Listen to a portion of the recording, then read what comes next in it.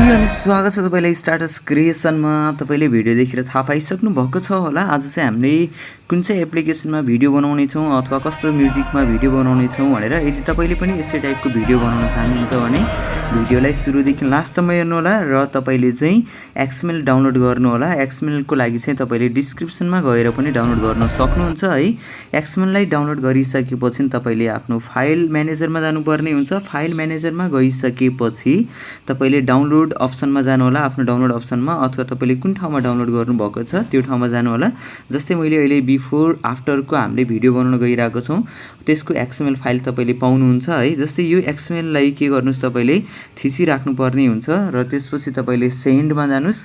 सेन्डमा गइसकेपछि तपाईले Alight मोसनमा click गर्नुस्। अलाइट मोसनमा क्लिक गरिसकेपछि हाम्रो यसमा चाहिँ इम्पोर्ट प्रोजेक्ट भइसकेको छ है। अब चाहिँ तपाईले ब्याक आउनु पर्ने हुन्छ। ब्याक आइसकेपछि तपाईले आफ्नो मोबाइलमा भएको अलाइट मोसनमा जानुपर्ने हुन्छ। अलाइट मोसनमा गइसकेपछि तपाईले न्यू प्रोजेक्टमा जानुपर्ने हुन्छ। न्यू प्रोजेक्टमा गइसकेपछि तपाईले जुन एक्सएमएल फाइल राख्नु भएको थियो त्यो एक्सएमएल फाइललाई यसमा क्लिक गर्नुस्। क्लिक गरिसकेपछि हाम्रो यसमा चाहिँ आइसकेको छ र सबैभन्दा सुरुमा चाहिँ हामीले यसमा चाहिँ इमेजहरु सेट गर्ने छौं। त्यसको लागि तपाईले पिक लेखेको छ यसमा क्लिक गर्नुस्। त्यसपछि तपाईले कलर एन्ड फिलमा जानु होला। कलर एन्ड फिलमा गइसकेपछि तपाईले यो अप्सनमा क्लिक गर्नु होला। मिडिया अप्सनमा गइसकेपछि तपाईले बिफोर इमेजलाई सिलेक्ट गर्नुस्। त्यसपछि तपाईले प्लस आइकनमा गएर क्लिक गर्नुपर्ने हुन्छ र थोरै ब्याक गर्नु होला। अझै ब्याक गर्नुस्। त्यसपछि तपाईले नेक्स्ट इमेजमा क्लिक गर्नुपर्ने हुन्छ र कलर फिलमा जानुस्। यसको लागि तपाईले फेरि मिडियामा क्लिक गर्नुस्। मिडियामा गइसकेपछि तपाईले आफ्टर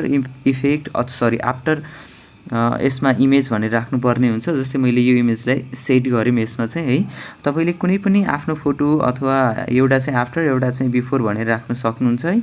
मैले चाहिँ यसमा मोडलहरुको फोटोहरु सिलेक्ट गरेको छु र तपाईले यसरी सार्दै आउनु पर्ने हुन्छ। थोरै साइडमा आउनुस्, अझै यसरी स्क्रल गर्दै आउनु होला। यो साइडमा आइसकेपछि हामीले एउटा नेक्स्ट इमेज भेट्ने छौं है। यो इमेजमा क्लिक गर्नुस्। जेपीजी लेखेको छ यसमा क्लिक गरिसकेपछि तपाईले फिल एन्ड कलरमा जानुस्।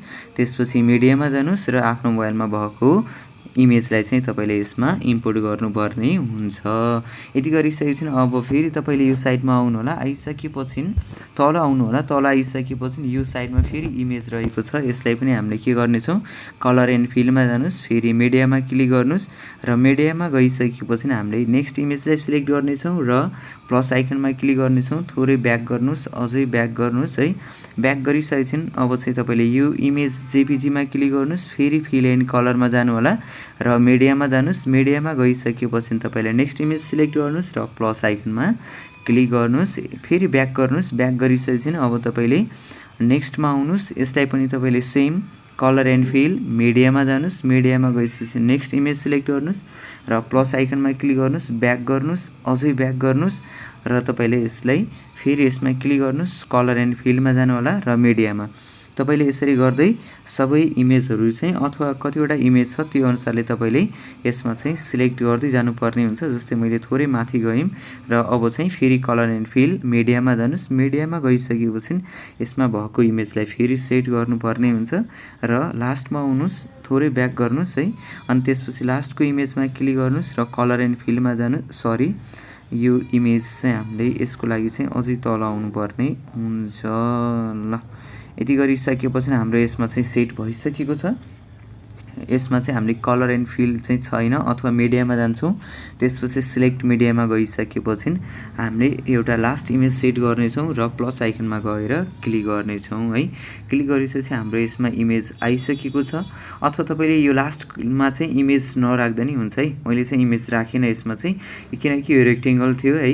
र अब चाहिँ हामीले के गर्ने छौं त, टेक्स्टहरु अथवा अब तपाईले चाहिँ सुरुदेखि तपाईले लिरिक्समा फन्टहरु एड गर्नुपर्ने हुन्छ। फन्टहरु लिरिक्सहरु कुन ठाउँबाट युज भइरहेको छ तपाईले त्यसमा ध्यान दिनुपर्ने हुन्छ।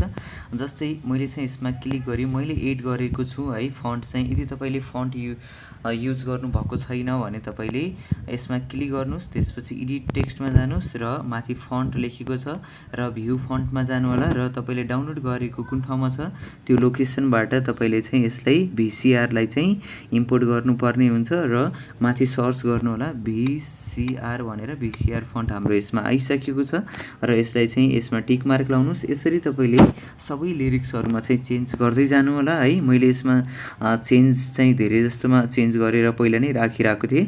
अब भिडियो चाहिँ यदि तपाईँले फेरि त्यसरी नै राख्न आइरहेको छैन भने कमेन्ट गर्नु होला है। सकेसम्म तपाईँहरूले सकिहाल्नुहुन्छ। कसरी त हामीले यसमा क्लिक गर्छौँ, फेरि एकपटक मैले फेरि भन्दै है तपाईँहरूलाई, एडिट टेक्स्टमा जानुहोस्। त्यसपछि तपाईँले फेरि अब चाहिँ यसमा डाइरेक्ट सर्च गर्दा नि हुन्छ है। यसमा जानुहोस् अनि इम्पोर्ट गरिसक्नु भएको छ भने सर्च गर्दा नि हुन्छ, VCR राख्नुहोस् अनि त्यसपछि यसमा टिक मार्क लाउनुहोस् है। टिक मार्क लगाइसकेपछि ब्याक आउनु होला अनि त्यस्तै गर्दै सबै लिरिक्सहरूमा चाहिँ तपाईँले चेन्ज गर्नु होला।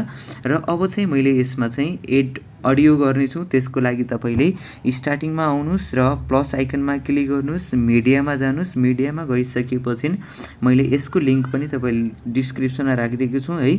र यो भिडियो चाहिँ यसमा आइसकेको छ, तर हामीलाई चाहिँ यो भिडियो चाहिँदैन, हामीलाई भनेको चाहिँ म्युजिक चाहिन्छ। त्यसको लागि तपाईँले फेरि यसमा क्लिक गर्नुहोस् अनि त्यसपछि माथि 3वटा डट देख्नु भएको छ, त्यसमा क्लिक गर्नु होला।